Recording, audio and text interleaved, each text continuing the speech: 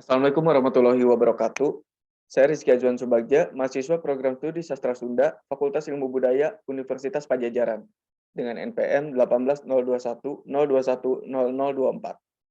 Di sini saya akan mempresentasikan salah satu naskah Sunda kuno yang berjudul Jejak Kepemimpinan Orang Sunda dalam naskah Cerita Parahyangan, untuk memenuhi tugas mata kuliah Bahasa dan Kebudayaan Sunda Kuno, yang diampu oleh Bapak Dr. Undang Ahmad Darsa, M.Hum, Bapak Rahmat Sofian M.Hum, dan Bapak Aditya Pratama M.Hum.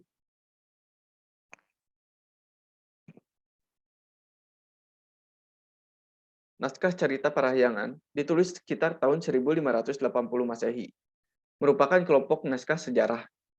Penelitian yang didasarkan pada kajian sejarah tentu sudah dilakukan, yang kemudian memunculkan nama raja, kerajaan, dan masa kekuasaannya. Pengkajian ajaran kepemimpinan dalam teks naskah Cerita Parahyangan menggunakan kajian analisis isi, mengingat teks merupakan deskripsi naratif. Di samping itu, digunakan pula metode intertekstual, yakni menelusuri teks dari teks naskah lain yang sejaman atau yang ada sebelumnya.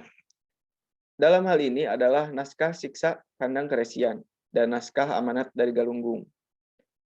Hasil yang diperoleh adalah pemerintahan kerajaan itu terkait dengan ajaran yang dipegangnya. Baik buruknya seseorang raja sangat erat dengan ketaatan, kepatuhan, atau pelanggaran terhadap ajaran. Ajaran yang muncul pada masa Kerajaan Sunda adalah sebagaimana terdapat dalam ajaran Siksa Kandang Keresian dan Amanat dari Galunggung. Naskah Cerita Parahyangan ditulis dalam aksara Sunda dan bahasa Sunda kuno, berasal dari daerah Galuh dan sekarang disimpan di Perpustakaan Nasional, Jakarta, pada Keropak 406. Banyaknya halaman dan nomor urut terbesar adalah angka 47. Tiap lembar berukuran 21 kali 3 cm, terdiri atas 2 kali 4 larik tulisan, kecuali lembar ke-29 ditulis hanya sebelah.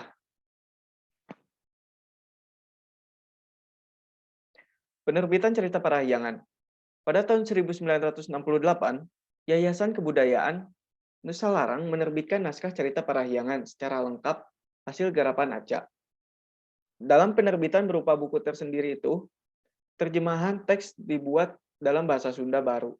Sesuai dengan tujuannya, penerbitan ini dikhususkan bagi orang-orang Sunda yang berminat menelusuri sejarah leluhurnya melalui suatu naskah yang lebih tua dari naskah-naskah pantun atau babad.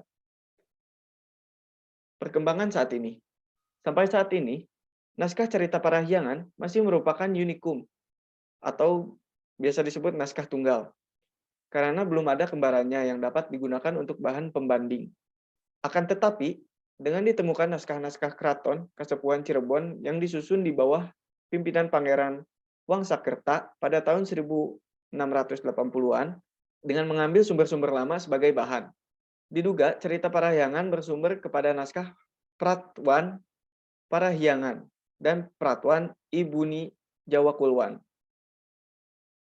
Menurut penulis cerita Parahyangan, asal muasal musibah Bubat berasal dari putra raja yang disebut Tohan.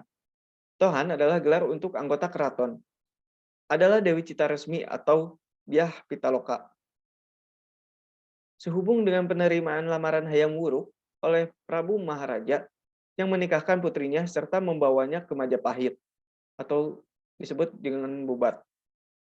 Tampak dengan jelas bahwa penulis cerita Parahyangan ikut menyesalkan kejadian tersebut.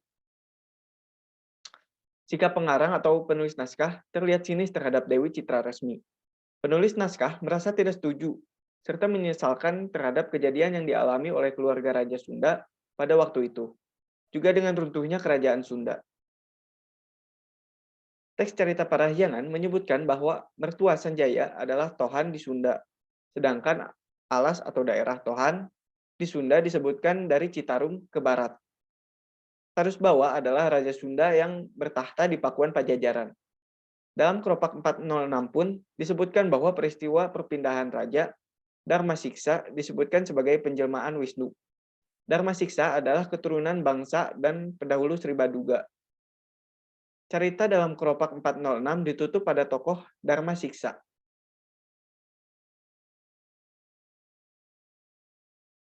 Unsur-unsur dalam naskah. Yang pertama, yaitu eksistensi kerajaan Sunda pada abad ke-8 sampai dengan abad ke-16.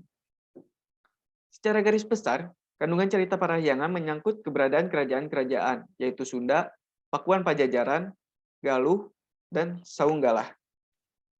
Kerajaan-kerajaan ini mengalami dinamisasi, jatuh bangun, yang sama dalam pemerintahannya.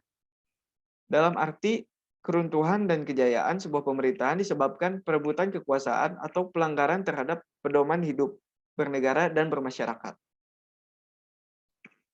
Yang kedua adalah dinamisasi kerajaan. Naskah cerita Parahyangan secara sederhana memberi keterangan akan penyebab penggantian seorang raja. Selanjutnya adalah syarat pemimpin.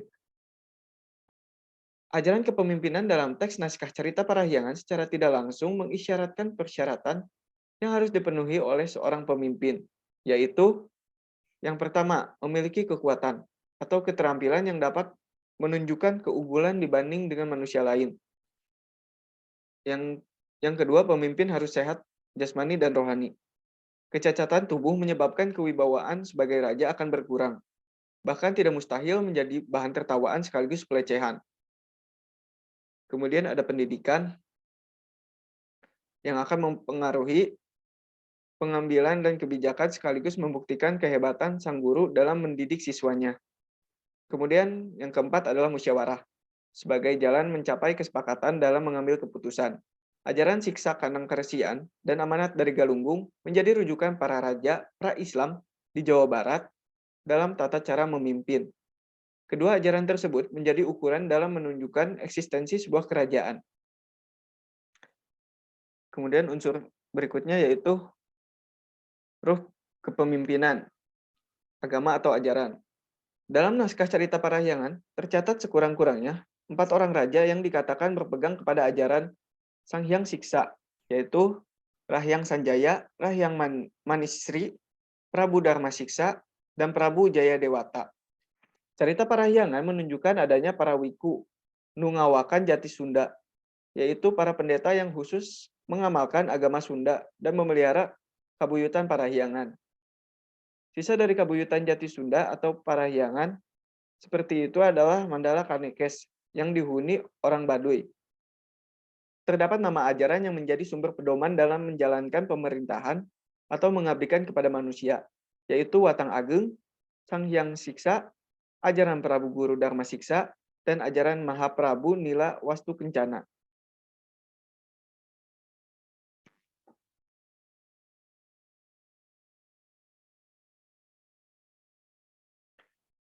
Ajaran tersebut menjadi ukuran dalam menunjukkan eksistensi sebuah kerajaan. Pemimpin yang baik dan berhasil lebih disebabkan patuh dan taat pada ajaran yang dianutnya. Ajaran Watang Ageng, walaupun hanya catatan belaka, namun para ahli meyakini nama atau sebutan Watang Ageng merujuk pada sebuah ajaran tertentu di masa lalu. Dalam ajaran siksa kandang, dalam ajaran Sang Hyang Siksa terdapat dasa indera, yaitu 10 indera utama yang dimiliki setiap orang, berkenaan dengan masalah ketaatan dan kewajiban setiap orang. Cara melaksanakan tugas atau dharma setiap orang berkaitan dengan kriteria pemimpin yaitu parigeng dan dasa pasanta yang menguraikan bagaimana seorang pemimpin berperilaku. Dasa pasanta tersebut apabila kita cermati, kaidahnya berpijak kepada kuantitas dan kualitas hubungan antar manusia, tetapi tidak dalam kondisi yang kaku dan otoriter. Proses komunikasinya tetap menggunakan asas silih asih, silih asah, dan silih asuh. Kesimpulan dari teks naskah cerita Parahyangan yaitu ajaran kepemimpinan dalam teks naskah cerita Parahyangan secara tidak langsung mengisyaratkan persyaratan yang harus dipenuhi oleh seorang pemimpin. Juga memuat segala kejadian yang ada di zaman itu, mulai dari perang bubat sampai dengan pemilihan raja. Sekian presentasi dari saya.